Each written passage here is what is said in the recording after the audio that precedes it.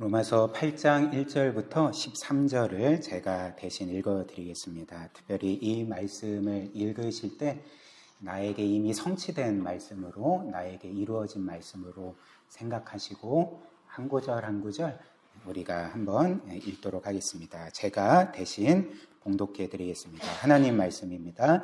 그러므로 이제 그리스도 예수 안에 있는 자에게는 결코 정죄함이 없나니 이는 그리스도 예수 안에 있는 생명의 성령의 법이 죄와 사망의 법에서 너를 해방하였습니다.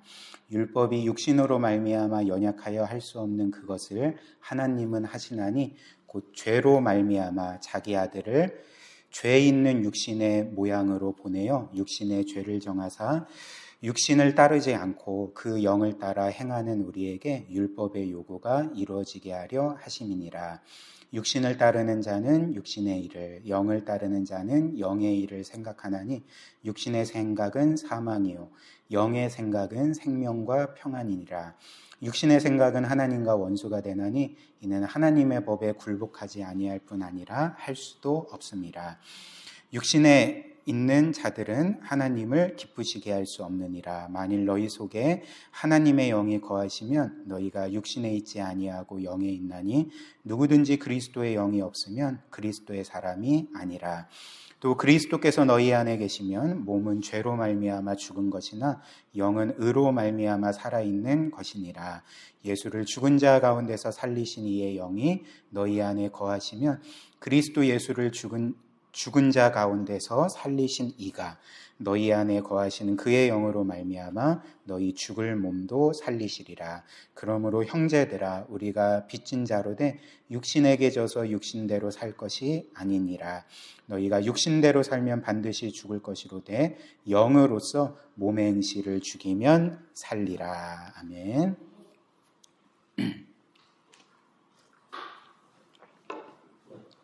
우리가 지난 시간에 로마서 7장 말씀, 특별히 14절부터 25절까지의 말씀을 함께 살펴보았습니다.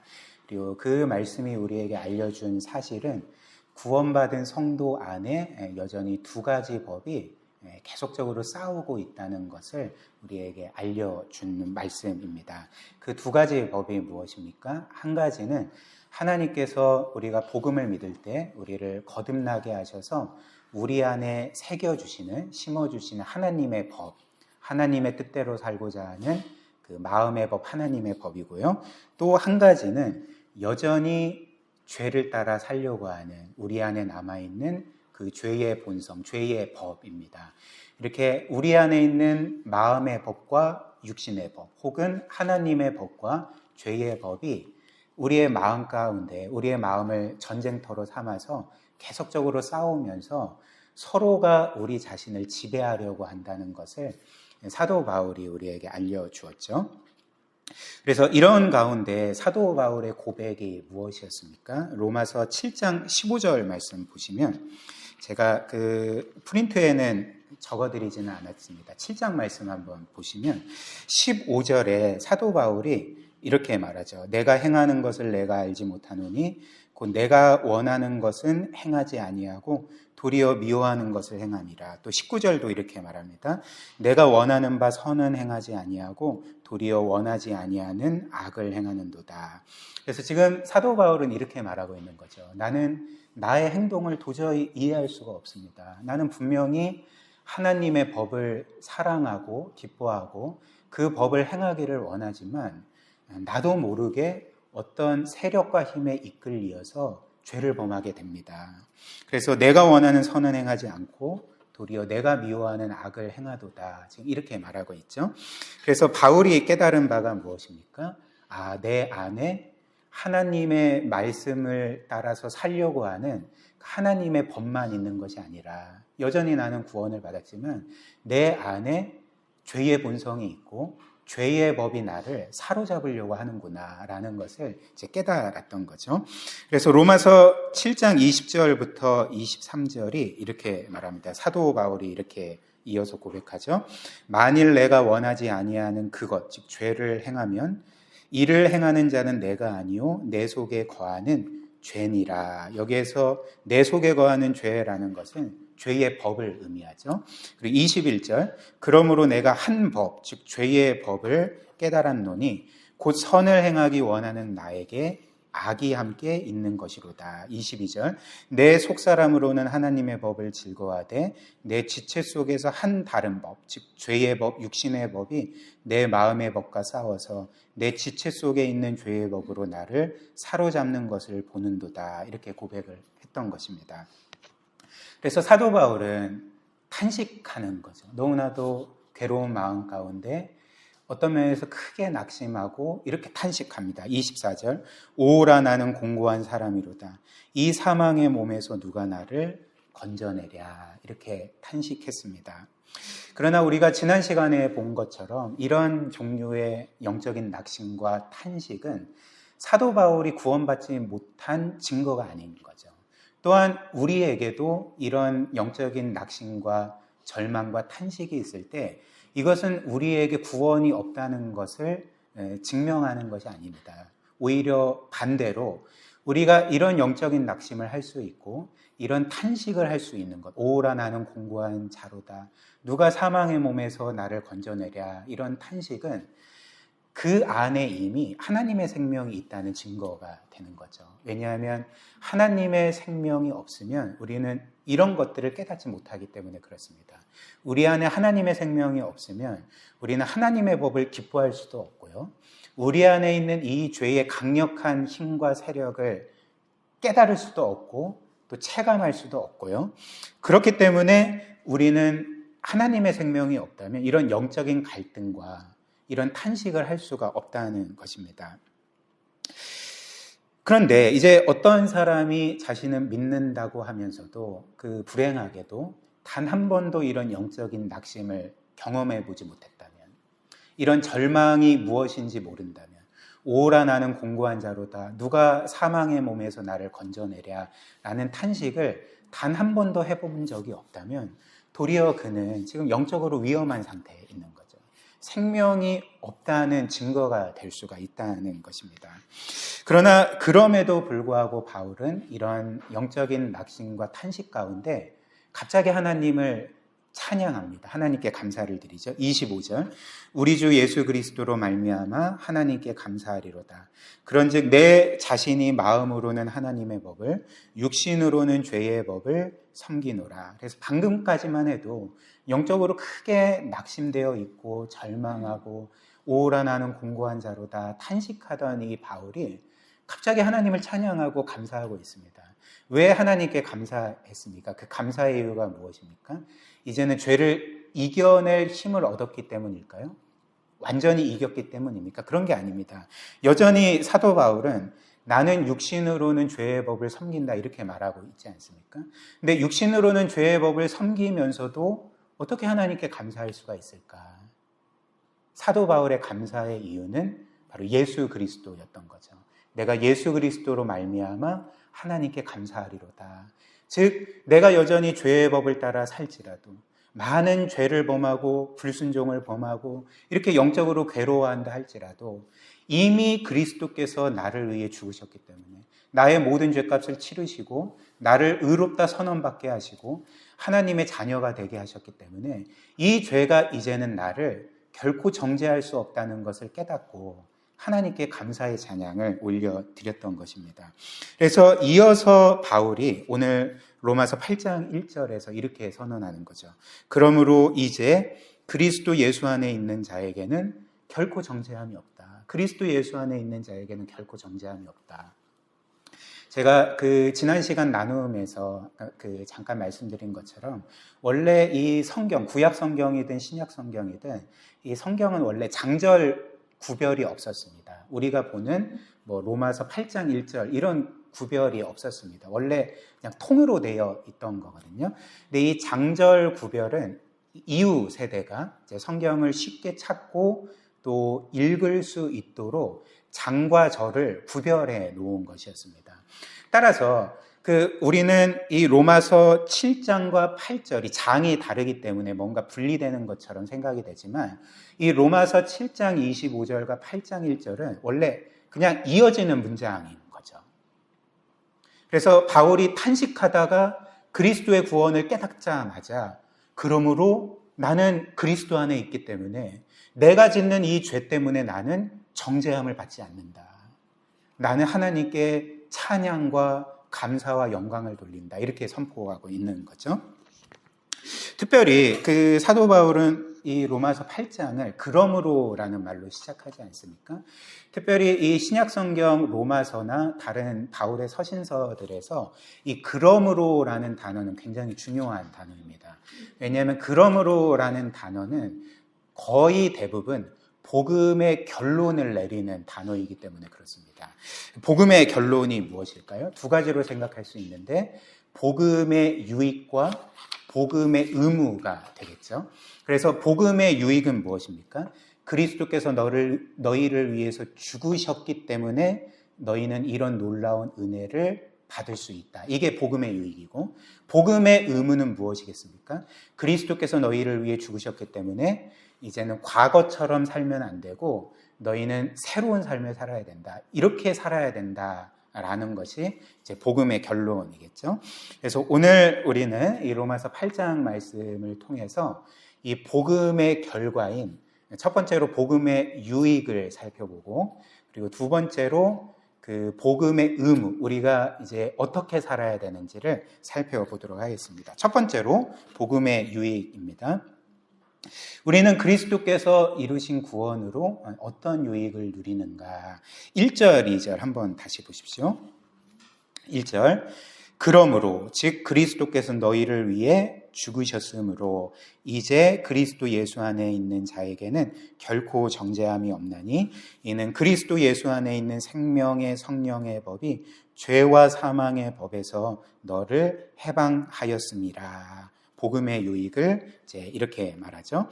일단 여기에서 죄와 사망의 법, 생명의 성령의 법이 우리를 죄와 사망의 법에서 해방시켰다 이렇게 말하지 않습니까? 여기에서 죄와 사망의 법은 어떤 것이냐면 간단하게 말씀드리면 우리가 죄를 지으면 그 결과로 죽게 되는 것이 죄와 사망의 법입니다. 그래서 로마서 6장 23절에 죄의 삭은 사망이요라는 말씀이 있잖아요. 그러니까 죄를 지으면 반드시 하나님의 형벌을 받아서 죽는 것이 죄와 사망의 법인 거죠. 혹은 이 죄와 사망의 법은 우리가 앞서 본 것처럼 우리 안에 남아있는 이 죄의 본성이 우리로 하여금 죄를 짓게 만들고 그 결과로서 우리가 죽게 되는 법이 이제 죄와 사망의 법이라 할 수가 있겠죠. 그러나 우리는 이 죄와 사망의 법에서 해방되었습니다. 그리스도 예수 안에 있는 생명의 성령의 법이 이 죄와 사망의 법에서 우리를 해방시킨 거죠. 그렇다면 이 죄와 사망의 법과 반대되는 생명의 성령의 법은 뭔가? 생명의 성령의 법은 간단히 말씀을 드리면 이제 그리스도께서 이루신 구원으로 우리의 모든 죄가 사함받고 영원한 생명을 얻었을 뿐만 아니라 구원받은 자들에게 주께서 성령을 보내주시지 않습니까? 그래서 우리 안에 계신 성령을 따라 이제는 그 새로운 삶을 살아가는 그 원리와 법이 이제 생명의 성령의 법이라 할 수가 있는 거죠. 따라서 우리 안에 거하시는 이 성령은 우리가 구원받았음을 보여주는 보증이 되십니다. 그리고 성령이 우리 안에 있다는 것은 이제 우리가 더 이상 죄와 사망의 법에 지배를 받지 않는다는 것. 죄와 사망의 법에서 법적으로는 영원히 해방되었음을 이제 보여주는 거죠. 그러나 오늘 말씀처럼 원래 우리는 우리 스스로의 힘으로서는 이 죄와 사망의 법에서 해방될 수가 없었습니다. 왜냐하면 첫 번째로는 우리가 과거에 지은 죄만으로 우리는 영원히 죽을 수밖에 없는 존재였기 때문이고, 또 두 번째로는 우리가 이후에도 무수히 많은 죄를 짓고 또 지을 것이기 때문에 우리의 힘으로는 죄와 사망의 법에서 해방될 수가 없는 거죠. 그러나 오늘 성경이 뭐라고 말합니까? 우리가 우리의 죄성과 이런 영적인 연약함으로 인하여 할 수 없는 일들을 하나님께서 행하셨다. 그 아들을 통해 행하셨다. 이렇게 말하는 거죠. 3절, 4절 보십시오. 먼저 3절입니다. 율법이 육신으로 말미암아 연약하여 할 수 없는 그것을 하나님은 하시나니 곧 죄로 말미암아 자기 아들을 죄 있는 육신의 모양으로 보내어 육신의 죄를 정하사 이렇게 말합니다. 첫 번째 문장, 육신으로 말미암아 연약하여 할 수 없는 그것. 이것은 뭘 의미할까요? 우리가 우리의 죄성과 영적인 연약함으로 우리 스스로 죄와 사망의 법에서 해방될 수 없는 상태를 의미하겠죠. 우리는 할 수가 없습니다. 우리의 연약함으로는 할 수가 없는 거죠. 근데 뭐라고 말합니까? 하나님은 하시나니, 하나님은 그 일을 하신다. 어떻게 하십니까? 곧 죄로 말미암아 자기 아들을 죄 있는 육신의 모양으로 보내셨다. 육신의 모양으로 보내셨다. 그 아들을. 무슨 의미일까요? 우리와 똑같은 사람의 몸을 입게 하셔서 사람이 되어 이 세상에 보내셨다는 거죠. 그래서 하신 일이 무엇입니까? 마지막에 육신의 죄를 정하사. 여기에서 육신의 죄를 정하사 할 때 육신은 누구의 육신을 가리킵니까? 그리스도의 육신을 가리키겠죠. 즉 사람이 되신 그리스도의 몸에 우리의 모든 죄를 전가시키신 거죠. 짊어지게 하신 거죠. 그래서 우리를 죽이시지 않고 그 예수 그리스도를 우리를 위하여 죽이심으로써 우리의 모든 죄의 문제를 해결하여 우리를 죄와 사망의 법에서 해방시키셨다. 이렇게 말씀을 합니다. 그래서 이어서 4절, 육신을 따르지 않고 그 영을 따라 행하는 우리에게 율법의 요구가 이루어지게 하려 하심이라. 제가 여러 번 말씀드렸죠. 율법의 요구는 두 가지입니다. 첫 번째는 우리가 죄를 지을 때에 하나님의 형벌을 받을 것을 요구하는 형벌의 요구가 첫 번째 요구죠. 근데 예수 그리스도께서는 우리의 죄를 짊어지시고 우리를 위해 형벌을 받으심으로써 이 율법의 형벌의 요구를 이루신 거죠. 그리고 더 나아가서 율법은 우리에게 순종을 요구합니다. 하나님의 모든 말씀에 완벽하게 순종할 것을 요구하는데 예수님께서 우리 대신 하나님의 말씀에 전적으로 죽기까지 순종하심으로 이 율법의 순종의 요구를 이루셔서 그래서 율법의 요구가 이루어지게 하신 거죠. 그래서 우리는 더 이상 율법의 저주 아래 있지 않고 율법의 모든 법적인 책임에서 영원히 해방되어서 이제는 자유한 가운데 그 하나님과 예수 그리스도를 위해서 살아가게 되는 그런 성령을 따라 살아가게 되는 사람들이 되게 된 거죠. 이것이 우리가 누리는 복음의 유익인 것입니다. 그렇다면 이제 두 번째로 복음의 의무는 무엇일까요? 그리스도께서 우리를 위하여 죽으셨기 때문에 이제는 우리가 어떤 삶을 살아야 합니까? 이제는 과거처럼 죄와 사망의 법을 따라 사는 삶이 아니라 이제는 생명과 성령의 법을 따라서 우리 하나님과 예수 그리스도를 위해 살아야 한다는 거죠. 특별히 우리 안에 들어와 계신 성령 하나님을 따라 살아야 한다 이렇게 말합니다. 일단 성경은 앞서 말씀드린 것처럼 구원받은 우리 모두에게 주께서 성령을 보내주셨다. 그래서 지금도 저나 여러분들 안에는 성령 하나님이 계십니다. 우리가 체감할 수는 없지만 우리 안에 여전히 성령 하나님이 계시는 거죠. 좌정에 계시는 거죠. 그래서 로마서 8장 9절 10절 한번 보십시오. 9절입니다. 만일 너희 속에 하나님의 영, 즉 성령이 거하시면 너희가 육신에 있지 아니하고 영에 있나니 누구든지 그리스도의 영이 없으면 그리스도의 사람이 아니라. 누구든지 그리스도의 영이 없으면 그리스도의 사람이 아니라. 무슨 말입니까? 그리스도를 믿고 구원받은 모든 사람이라면, 그리스도의 사람이라면 모두가 성령을 그 안에 모시고 있다는 것. 그리고 그 성령은 그리스도의 영이라는 것. 그러니까 모든 구원받은 사람 안에 지금 성령이신 그리스도께서 계시다는 것입니다. 살아계시다는 것입니다. 따라서 과거에 어떤 사람들이 범한 오류처럼 지금도 어떤 사람들이 범하는 오류처럼 어떤 신령한 사람 안에만 성령이 계시는 게 아닙니다. 가장 어떤 면에서는 죄를 많이 짓고 실패하고 형편없이 살아가는 신자 안에도 성령이 계실까요? 계시지 않을까요? 당연히 계시는 거죠. 이 세상의 가장 거룩한 성도에게도 성령이 계시고 가장 어떤 면에서는 좀 그 죄를 많이 짓고 또 영적으로 건강치 않고 늘 방황하는 그런 사람들, 성도들에게도 여전히 성령이 계시다는 것입니다. 이것을 말해주는 거죠. 그래서 10절, 또 그리스도께서 너희 안에 계시면 몸은 죄로 말미암아 죽은 것이나 영은 의로 말미암아 살아있는 것이니라.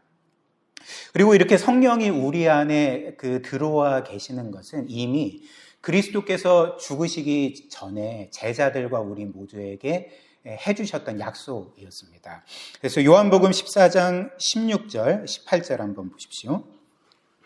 주께서 제자들에게 말씀하셨죠. 내가 아버지께 구하겠으니 그가 또 다른 보혜사, 즉 성령 하나님을 너희에게 주사 영원토록 너희와 함께 있게 하리라. 18절. 그래서 내가 너희를 고아와 같이 버려두지 아니하고 너희에게로 오리라. 이렇게 말씀하셨습니다. 그래서 주께서는 제자들과 우리 모두에게 또 다른 보혜사, 보혜사는 여러 의미로 번역될 수 있는데요. 그 위로자로도 번역될 수 있고요. 변호사로도 번역될 수 있고요. 또 여러 의미로 번역될 수 있습니다. 성령 하나님을 가리키는 거죠. 근데 지금 내가 너희에게 성령 하나님을 보내주고 성령께서 너희 안에 영원히 계실 거다라고 말씀을 하신 후에 18절에 보니까 내가 너희를 고아와 같이 버려두지 않고 너희에게로 오리라 이렇게 말씀하셨습니다. 주님께서 나는 너희에게 갈 거다 이렇게 말씀하셨습니다. 그럼 주님께서 우리 모두에게 보내주실 성령이 지금 누구라고 말씀하고 계시는 것입니까? 동시에 그리스도 자신이라고 말씀하고 계시는 거죠. 요한복음 16장 7절. 그러나 내가 너희에게 실상을 말하노니 내가 떠나가는 것이 너희에게 유익이라. 내가 떠나가지 아니하면 보혜사가 너희에게로 오시지 아니할 것이요 가면 내가 그를 즉 성령을 너희에게로 보내리라 이렇게 말씀하셨습니다. 예수님께서 이 세상에 육신을 입고 사셨을 때는 사실 장소의 제약이 있으셨습니다. 그래서 예수님은 많은 사람들을 만나시고 교제하셨고 사역하셨지만 장소의 제약이 있으셔서 동시에 모든 사람들을 만나실 수가 없었던 거죠. 한 사람을 만나면 한 사람은 예수님을 만나지 못하는 거죠. 그렇죠? 그런데 예수님께서는 지금 제자들에게 내가 떠나가는 것이 너희에게 유익이다 라고 말씀을 하십니다. 왜 유익이 될까요? 예수님이 승천하시고 그분이 그분의 영인 그 성령 하나님을 우리에게 보내주시면 이제는 장소의 제약이 없이 그리스도께서 모든 사람들 가운데 동시에 계실 수 있고 그리고 영원토록 계실 수 있기 때문에 내가 떠나가는 것이 너희에게 유익이라. 성령이 너희에게 가시는 것이 너희와 영원히 함께하는 것이 너희에게 유익이다 이렇게 말씀을 하셨던 것입니다. 그래서 이제 우리는 우리 안에 계신 그리스도의 영인 성령을 따라 살아야 합니다. 그렇다면 이제 성령을 따라 사는 것은 이제 어떤 것을 의미하는가? 오늘 본문 말씀은 일단 성령을 따라 사는 삶과 그렇지 않은 삶의 특징을 이렇게 표현을 합니다. 5절 말씀 보십시오. 육신을 따르는 자는 육신의 일을, 성령을 따르는 자는 성령의 일을, 영적인 일을 생각한다. 육신을 따르는 자는 육신의 일을, 성령을 따르는 자는 영적인 일을 생각한다. 이렇게 말합니다. 지금 5절 말씀이 우리에게 알려주는 성령을 따르는 사람과 육신을 따르는 사람의 삶의 특징이 무엇입니까? 차이가 무엇입니까? 그러니까 한 가지인 거죠. 무엇을 주도적으로 생각하느냐에 따라서 성령을 따라 살아가는 것과 육신을 따라 살아가는 것이 나뉘게 되는 것입니다. 그러니까 생각이 어디에 꽂혀 있는가, 뭘 주도적으로 생각하고 살아가는가라는 거죠. 그래서 일단 육신을 따르는 사람은 육신의 일을 생각합니다. 여기에서 육신의 일은 무엇일까요? 일단 이 육신의 일은 제가 그 전에 말씀드린 것처럼 이 로마서에서 육신이라는 것은 비유적으로 하나님을 대적하는 죄를 가리키는 거죠. 죄된 삶을 가리키는 거죠. 그래서 이 육신의 일은 하나님을 대적하는 그 죄들, 그런 일들을 의미하겠죠. 그래서 7절, 8절 보시면 이렇게 말합니다. 육신의 생각은 하나님과 원수가 되나니, 즉 죄의 생각이기 때문에 하나님과 원수가 되겠죠. 이는 하나님의 법에 굴복하지 아니할 뿐 아니라 할 수도 없음이라. 육신에 있는 자들은 하나님을 기쁘시게 할 수 없느니라. 이렇게 말합니다. 그러나 이 육신의 일은 단지 죄만을 의미하지 않습니다. 어떤 범죄 행위만을 의미하지 않습니다.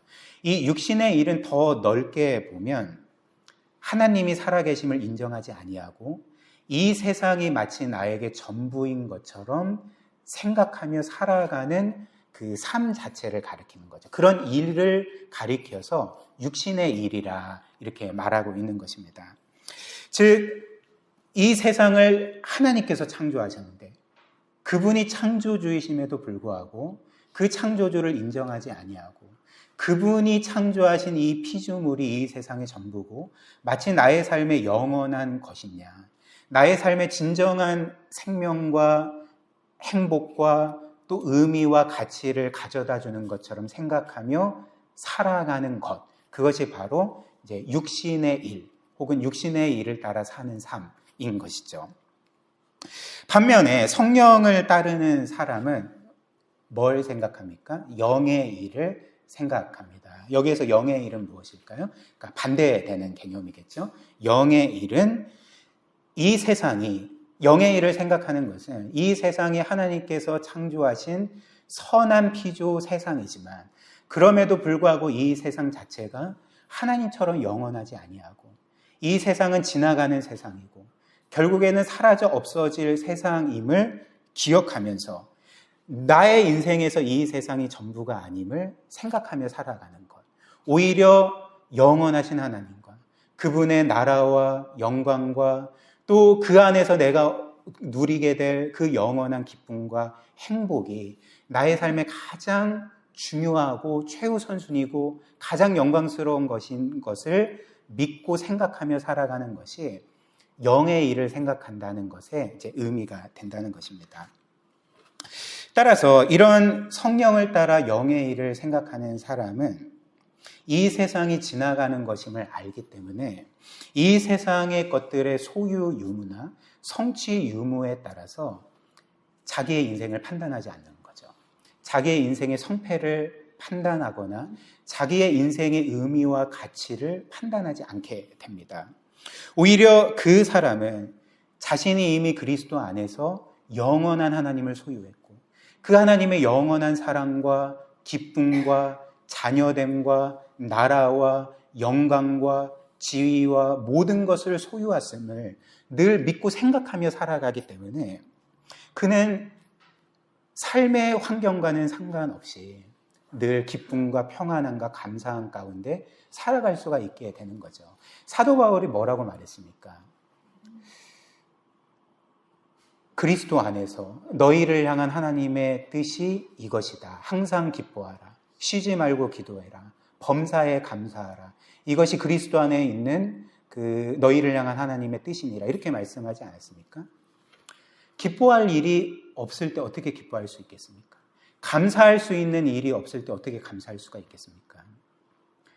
우리에게 영원한 기쁨과 감사할 수 있는 일이 있기 때문에 항상 기뻐할 수 있고 범사에 감사할 수가 있는 거죠. 그래서 성경은 이어서 말합니다. 6절 말씀 보십시오. 육신의 생각은 사망이요 영의 생각은 생명과 평안이니라. 이렇게 말합니다. 육신의 생각은 사망이요 영의 생각은 생명과 평안이니라. 일단 육신의 생각이 사망이라는 것은 그 하나님은 없고 이 세상은 그 나에게 전부야라고 생각하는 것이 그 영원한 사망을 낳는다는 의미도 되지만 그러나 이게 이제 이 구절의 의미의 전부는 아닙니다. 육신의 생각은 사망이라는 것은 그가 하나님을 인정하지 않고 하나님은 없고 이 세상이 나의 전부인 것처럼 그렇게 삼고 살아가게 되면 그는 영원한 사랑뿐만 아니라 이 세상을 살면서 죽음과 같은 절망을 결코 피할 수 없기 때문에 그런 거죠. 그는 반드시 인생에서 죽음과 같은 절망을 겪게 된다는 것입니다. 그렇기 때문에 육신의 생각은 사망인 거죠. 예를 한번 들어봅시다. 그 한 운동 선수, 한 프로 경기 선수가 있다고 생각을 해보십시오. 뭐 야구든 축구든 농구든 그 프로 선수가 있는데 이제 그 선수에게 이 운동이라는 것은 그의 삶의 전부인 거죠. 이 세상의 전부인 것입니다. 그래서 그는 자신의 운동과 경기력과 경기 결과로 인하여서 뭔가 성취를 누리고 업적을 쌓고 사람들의 인정과 칭찬과 또 칭송을 받고 또 명예를 갖고 지위를 갖고 재물을 갖는 등등 이 모든 것들이 이제 자신의 삶의 전부라고 생각을 해보십시오. 이 세상 자체라고 생각을 해보십시오. 그렇다면 이 운동이라는 것이 그에게 진짜 그가 바라고 원하는 것을 안겨줄 수가 있겠습니까? 물론 부분적으로는 안겨줄 수 있겠지만 그가 진짜 바라고 원하는 것을 온전히 그에게 안겨다 줄 수가 없을 것입니다. 왜냐하면 제가 지난 시간에도 예로 들었던 글쓰기의 예처럼 이 운동 자체가 그에게 세상의 전부라면 그는 그 즉시 이 운동에게 계속적으로 재판을 받는 그 운동 자체가 심판자의 자리에 앉아서 운동을 하는 그를 계속적으로 재판하고 정죄하는 것을 경험하게 된다는 거죠. 그래서 그가 뭔가 운동에서 성과를 내고 뭔가 그 경기에서 이기게 되면 우쭐해지고 자신이 뭔가 된 것처럼 생각을 하지만 뭔가 경기에서 지거나 과거처럼 뛰어난 체력과 또 신체적인 능력으로 경기를 잘 감당하지 못하게 되면 그는 절망하게 되는 거죠. 자신을 실패자로 여기고 그 운동이라는 재판장에게 정죄를 당하게 되지 않겠습니까? 그리고 만약에 그가 어떤 사고를 당해서 장애를 갖게 되어서 결국에는 더 이상 운동을 할 수 없게 되었다고 생각을 해보십시오. 은퇴를 하게 되었다고 생각을 해보십시오. 그렇다면 어떻게 되겠습니까? 이 운동 자체가 그에게는 세상의 전부이기 때문에 그는 세상이 무너지는 것 같은 경험을 하게 될 것입니다.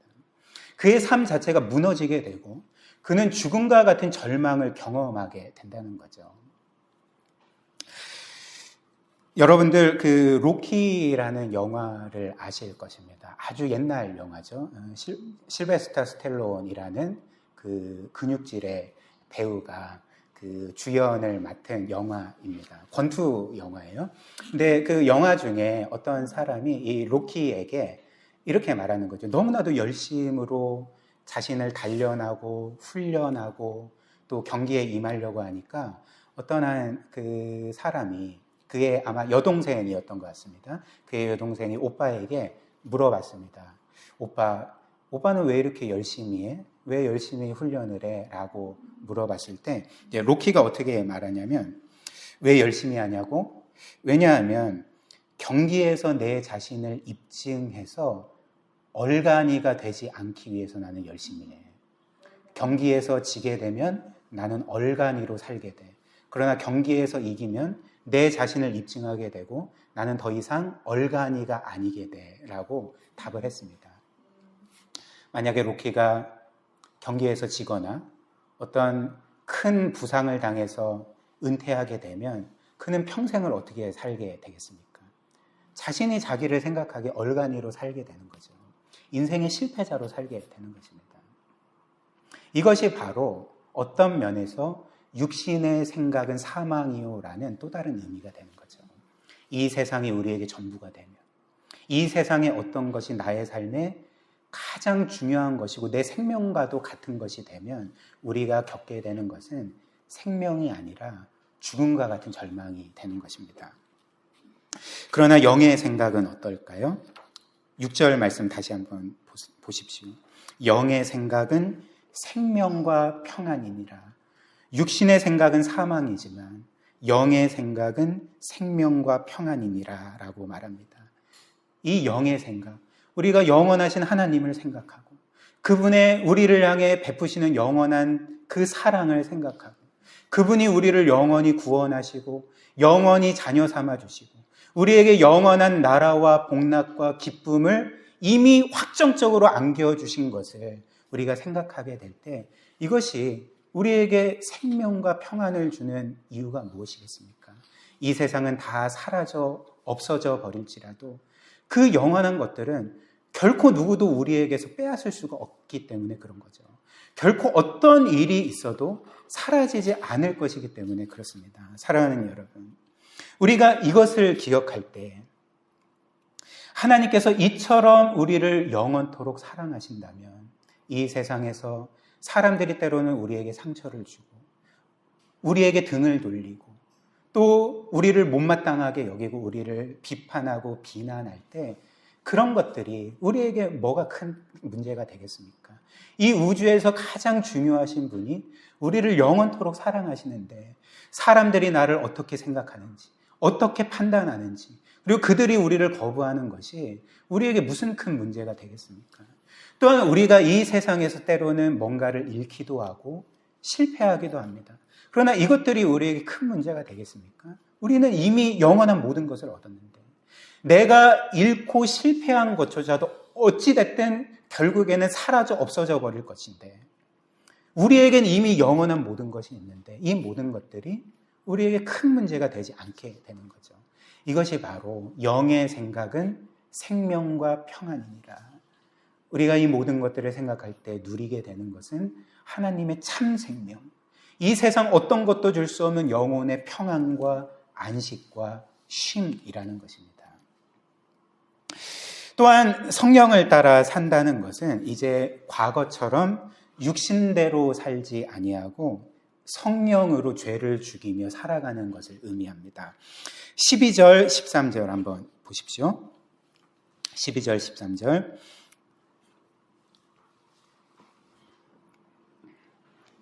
그러므로 형제들아 우리가 빚진 자로 돼 육신에게 져서 육신대로 살 것이 아니니라. 너희가 육신대로 살면 반드시 죽을 것이로되 영으로서 몸의 행실을 죽이면 살리라. 이렇게 말합니다. 그래서 성령을 따라 살아가는 두 번째 것은 이제는 우리가 육신에 빚진 삶을 살아가는 것이 아니라 육신대로 살아가는 것이 아니라 성령으로서 몸의 행실, 즉 죄를 죽이면서 살아가는 것이라고 우리에게 알려주죠. 일단 우리는 더 이상 죄에게 빚진 자들이 아닌 거죠. 이 성경이 우리에게 알려주는 것처럼. 왜냐하면 그리스도께서 우리의 모든 죄의 빚을 그분의 죽음으로 생명값으로 탕감하셨기 때문에 우리는 더 이상 죄의 빚진 자들이 아닙니다. 우리는 죄에 속한 자가 아니고 속박된 자가 아닌 거죠. 그래서 우리는 더 이상 죄의 노예로 살면 안 됩니다. 그런데 성경이 오늘 또 뭐라고 말하냐면 우리가 죄의 빚에 빚진 자가 아니다라고 말하면서 동시에 너희는 여전히 빚진 자다 이렇게 말하고 있는 거죠. 12절 그 중간에 보면 첫 번째 보면 그러므로 형제들아 우리가 빚진 자로 돼 이렇게 말하잖아요. 그러니까 우리는 지금 죄의 빚진 자가 아닌데 여전히 우리를 보고 너희는 빚진 자다 이렇게 말하는 거죠. 그렇다면 죄의 빚에 빚진 자가 아니라면 우리는 뭐에 빚진 자, 누구에게 빚진 자라고 말하는 것입니까? 죄가 아니라 우리를 그분의 생명값으로 사신 그 하나님과 예수 그리스도께 빚진 자라고 말하고 있는 것입니다. 그렇기 때문에 우리는 이제 죄를 향해서가 아니라 하나님과 그리스도를 향해 살아야 한다는 거죠. 고린도후서 5장 15절 그가 모든 사람, 즉 예수 그리스도가 모든 사람을 대신하여 죽으심은 살아있는 자들로 하여금 다시는 그들 자신을 위하여 살지 않고 오직 그들을 대신하여 죽었다가 다시 살아나신 이를 위하여 살게 하려 함이라 이렇게 말하죠. 그래서 우리는 이제 하나님께 속한 자이기 때문에 그리스도의 소유가 된 자이기 때문에 우리의 생명은 우리에게 있지 않고 그리스도에게 있기 때문에 이제 우리는 그리스도의 뜻대로 살면서 그 반대되는 죄를 성령으로 죽여야 한다는 거죠. 그렇다면 이제 마지막으로 그 성령으로 죄를 죽인다는 것은 뭘 의미하는 것인가? 어떻게 죄를 죽여야 된다는 것인가? 이것을 우리가 살펴보겠습니다.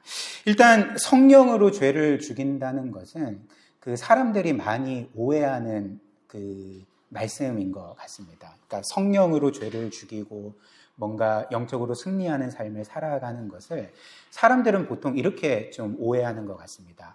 그러면 내가 산에 가서 그래서 뭔가 보이는 나무 하나를 그것이 뽑힐 때까지 기도를 하면서 성령의 능력을 받아 그 능력으로 죄를 죽이면 되는 거구나. 승리하는 삶을 살아갈 수가 있겠구나. 보통 이런 식으로 생각을 합니다. 결코 그렇지 않습니다. 여러분들이 과거에 들어오신 어떤 신령한 능력이라는 것은 없습니다. 그런 건 없다 생각하고 신앙생활을 해야 됩니다.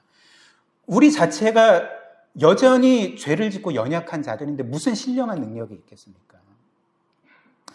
그래서 사람들은 이 성령 하나님을 마치 자신이 소유해서 부릴 수 있는 어떤 자신의 능력으로 생각을 하는 거죠. 결코 그렇지 않습니다. 성령 하나님은 누구십니까? 우리가 부릴 수 있는 어떤 능력이 아니라 어떤 도구가 아니라 무한하신 하나님이십니다.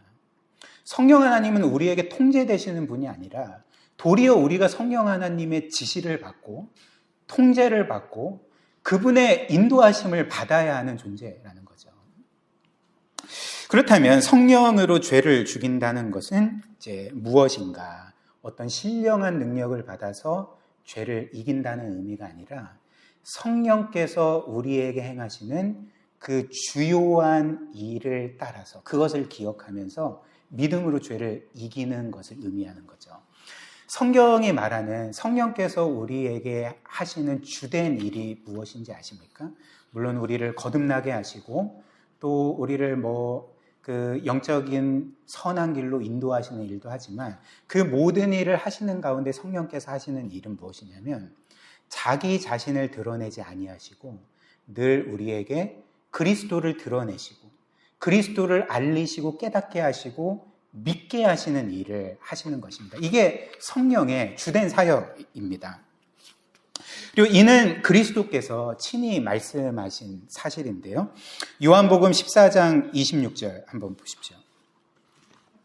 요한복음 14장 26절 보혜사 곧 내 아버지께서 내 이름으로 보내실 성령 그가 너희에게 모든 것을 가르치고 내가 너희에게 말한 모든 것을 생각나게 하리라. 성령께서 우리 가운데 오시면 어떤 일을 하신다라고 말씀하셨습니까? 내가 너희에게 말한 모든 것을 생각나게 하리라. 즉 예수께서 우리에게 말씀하신 것들을 다시 한번 생각나게 하시고 깨닫게 해주시고 삶에 적용하게 하시고 그것을 가지고 믿음으로 살아가게 하시는 일을 성령께서 하시는 거죠. 요한복음 15장 26절도 마찬가지입니다. 내가 아버지께로부터 너희에게 보낼 보혜사 곧 아버지께로부터 나오시는 진리의 성령이 오실 때에 뭐라고 말씀합니까? 그가 나를 증언하실 것이요. 성령께서 예수 그리스도를 우리에게 증언하신다 말씀합니다. 그래서 이런 이유로 우리가 몇 년 전에 공부한 하나님을 아는 지식 책을 쓴 제임스 패커가 이 성령의 사역을 이렇게 표현을 했습니다. 예수 그리스도를 비추는 플러드 라이트라고 표현을 했습니다. 플러드 라이트가 뭐냐면 여러분들 아실 것입니다. 깜깜한 밤에 어떤 건물이나 어떤 유적지나 아니면 강의 다리들을 비추는 조명이 있지 않습니까? 예쁘게 여러 가지 빛깔로 색깔로 건물들을 비출 때 굉장히 예뻐 보이잖아요. 이게 이제 플러드 라이트입니다. 근데 깜깜한 밤에 플러드 라이트가 어떤 건물을 비출 때에 우리는 뭘 봅니까? 플러드 라이트를 봅니까? 건물을 봅니까? 건물을 보는 거죠. 우리는 플러드 라이트를 보지 않습니다. 그리고 플러드 라이트가 보이지도 않습니다. 건물 자체가 보이는 거죠. 마찬가지로 성령께서 우리에게 주도적으로 역사하실 때 행하시는 일은 자기 자신을 알리시는 게 아니라 예수 그리스도를 비추는 거죠. 우리에게 예수 그리스도에게만 초점을 맞추도록 그분만을 바라보도록 그분께로만 나아가도록 하시는 것이 성령 하나님이 하시는 일입니다. 그래서 어떤 신학자는 이런 말도 했습니다. 성령 하나님은 부끄러움을 타시는 분이라고. 그러니까 자기 자신을 드러내기를 원치 아니하시고 늘 그리스도를 드러내기를 원하는 분이라고 이렇게 표현하기도 했던 거죠. 그렇다면 여러분 성령을 통해서 그 성령으로 말미암아 죄를 죽인다는 것은 뭘 의미하겠습니까? 성령께서 우리에게 그리스도를 알려주실 때, 특별히 그리스도께서 어떤 분이시고 그분이 우리를 위해 어떤 놀라운 일을 행하셨고 그분이 지금도 우리를 어떻게 얼마나 많이 사랑하시는지를 우리에게 알려주실 때에 그리스도께서 행하신 일들을 기억하면서 우리는 죄를 죽이는 거죠. 이것이 바로 성령으로 죄를 죽인다는 의미가 되는 것입니다. 여러분, 성령 충만이 뭔지 아십니까? 성령 충만은 신령한 능력으로 충만한 것이 아니라 그리스도로 충만한 것입니다. 그리스도의 사랑으로 충만한 거죠. 이렇게 우리가 성령의 능력으로 죄를 죽일 수가 있는 것입니다. 그래서 성령께서 우리에게 알려주는 그 두 가지를 그 마지막으로 나누고 말씀 마무리하려고 하는데요. 성령께서 우리에게 늘 깨닫게 하시기를 원하는 그리스도에 대한 사실 첫 번째는 그리스도의 십자가인 거죠. 즉 그리스도의 십자가로 우리가 죄에 대해서 죽고 또 죄는 우리에 대해서 죽은 것, 우리가 하나님을 향해 살아났다는 것을 우리는 기억할 때 죄를 죽일 수가 있습니다. 로마서 6장 10절 11절 그가 죽으심은 죄에 대하여 단번에 죽으시며 그가 살아계심은 하나님께 대하여 살아계심이니 이와 같이 너희도 너희 자신을 죄에 대하여는 죽은 자요 그리스도 예수 안에서 하나님께 대하여는 살아있는 자로 여길지니라. 우리가 그리스도의 십자가로 죄에 대해서 죽었는데 이제는 죄의 종이 아닌데 이제는 죄에 대해 죽고 하나님을 향해 살아난 하나님과 그리스도의 소유가 되었는데 이것을 기억할 때 우리가 더 이상 죄 가운데 거할 수가 있겠습니까? 죄의 종으로 살아갈 수가 있겠습니까? 그렇지 않고 이 십자가를 기억할 때 우리는 나의 이 변화된 신분, 하나님께서 나에게 주신 영광스러운 자녀라는 신분을 기억하면서 죄와 싸우고 죄를 이기고 죄를 죽일 수가 있게 되는 거죠. 그리고 두 번째로 우리가 기억해야 될 그리스도에 대한 사실은 그분의 사랑을 기억해야 한다는 것입니다. 성령께서 우리에게 깨닫게 하시는 우리의 마음에 부어주시는 그리스도의 사랑을 기억할 때 우리는 죄를 죽일 수가 있습니다. 아마도 우리 중에 구원받은 이 세상의 모든 성도들 중에 이렇게 말하는 사람은 없을 것입니다. 그리스도께서 나를 이렇게 사랑하시는데 나에게는 정죄함이 없는데 그렇다면 좀 죄를 지어도 되지 않겠어? 라고 이렇게 감히 말하는 사람은 없을 것입니다. 그러나 저나 여러분들이나 특별히 제가 제 삶을 돌아봐도 말은 감히 그렇게 못해도 삶으로는 우리가 이런 삶을 살아갈 때가 있지 않습니까? 그리스도의 십자가로 내가 구원받고 내 구원이 취소되지 않으니까 이 죄를 지어도 좀 괜찮지 않겠어? 라는 생각을 할 때가 있지 않겠습니까? 그러나 우리는 결코 그렇게 말할 수 없는 사람인 거죠. 오히려 우리는 늘 이렇게 말해야 되지 않겠습니까? 주께서 나를 이처럼 사랑하시는데 그분의 생명까지 아낌없이 내어주실 정도로 나를 사랑하시는데 내가 어떻게 주님의 사랑을 핑계 삼아서 죄를 사랑할 수가 있겠는가? 죄를 기뻐할 수가 있겠는가?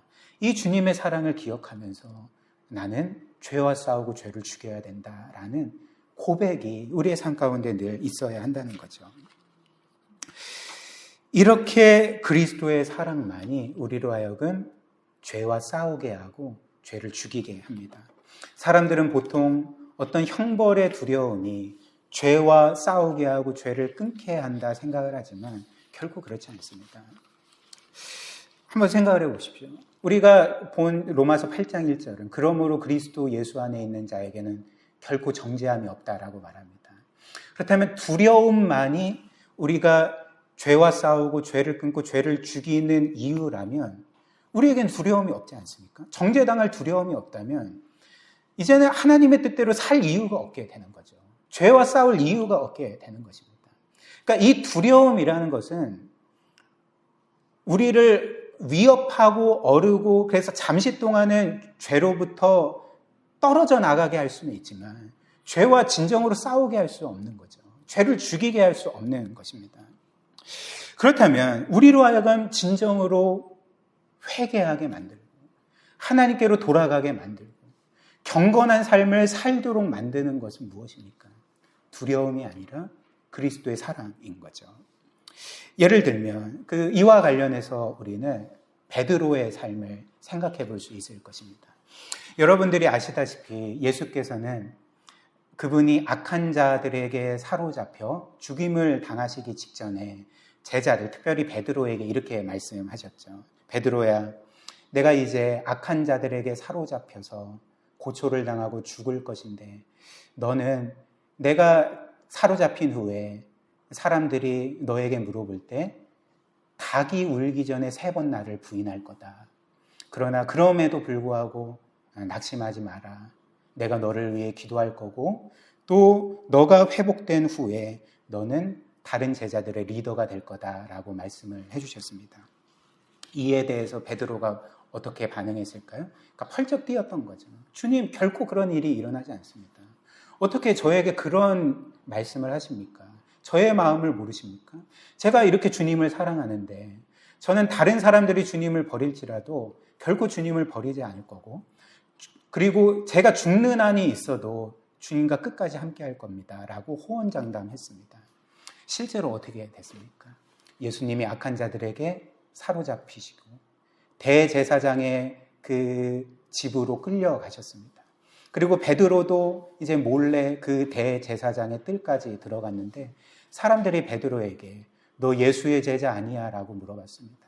그때 베드로가 단칼에 예수님을 모른다고, 난 예수님의 제자가 아니라고 부인했고 마지막 3번째는 저주까지 하면서 예수님을 부인했습니다. 베드로가 왜 저주했을까요?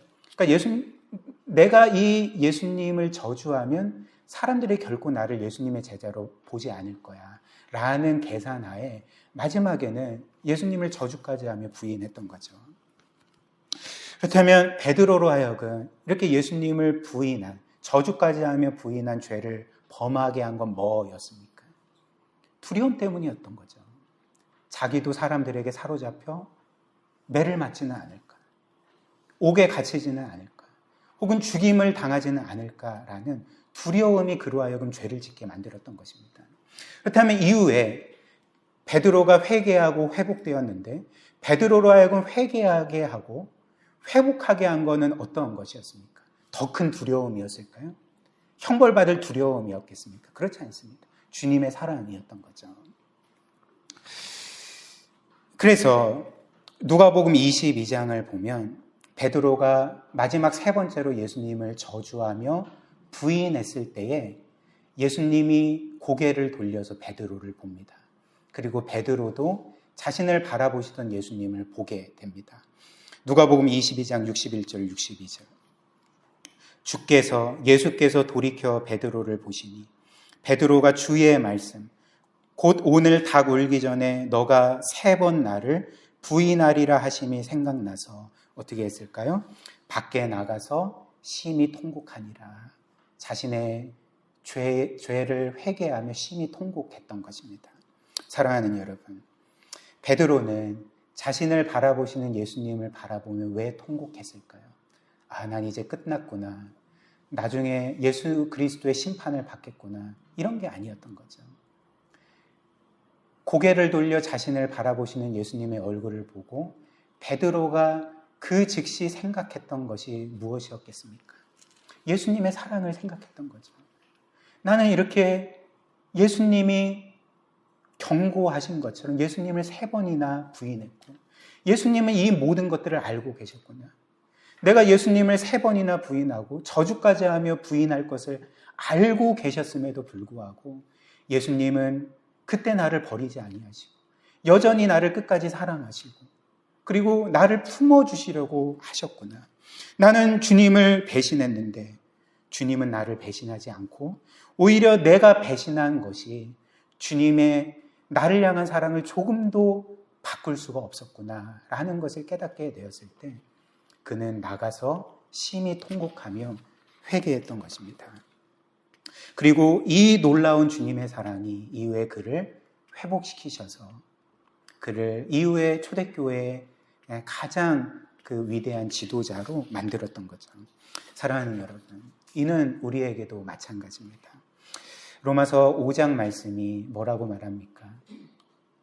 우리가 죄인 되었을 때, 하나님의 원수였을 때 하나님이 우리를 사랑하사 그 아들을 우리를 위한 대속제물로 내어주셨다 말씀을 하죠. 즉 하나님은 이미 우리의 과거의 죄와 현재의 죄와 미래에 지을 모든 죄를 아셨음에도 불구하고, 그 하나님과 주님을 배신할 것을 아셨음에도 불구하고 우리를 사랑하사 그분의 아들을 내어주셨습니다. 이 사랑이 결코 변하지를 않는 거죠. 물론 우리는 이후에 이 성령으로 죄를 죽이는, 죄와 싸우는 삶에 대해서 실패할 것입니다. 그리고 또다시 죄를 지을 것입니다. 그러나 하나님은 여전히 우리를 사랑하십니다. 우리의 죄가 그 하나님의 사랑을 바꿀 수가 없습니다. 그리고 하나님은 그 놀라운 사랑으로 여전히 넘어져도 쓰러져도 다시금 일어나서 죄와 싸우고 성령으로 죄를 죽이고 그 하나님과 그리스도를 향해 거룩한 삶을 살기를 원하시는 거죠.